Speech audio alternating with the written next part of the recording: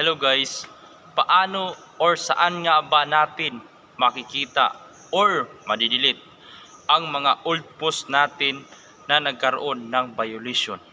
Tara, turuan kita. Ito lang oh. Pag nandito ka na sa page o profile mo, pindutin mo lang 3 dots sa kilid. Hanapin mo ang activity log. Tapos your Facebook activity. Hanapin mo yung post. Diyan makikita mo na kung saan ka may violation. Yan lang ang hanapin mo.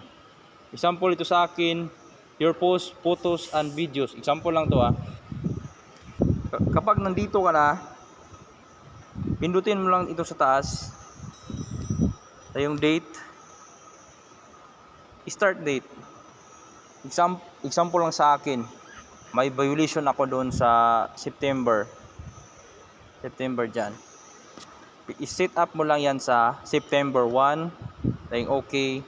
Yung end date September 30. Okay. Yung done. Pas mo na yung mga post mo noon sa September. Kay September man taong iset. Tapos itong good morning everyone, I'm here to support you. Pindutin mo lang yan. Tapos view as. Pag yan yung post mo, sure kang yan yung post mo na may violation, pindutin mo na ito sa taas. Tapos pindutin mo ulit yung 3 dots. Tapos move to trash. Thank you for watching guys. Please follow and share for more tips.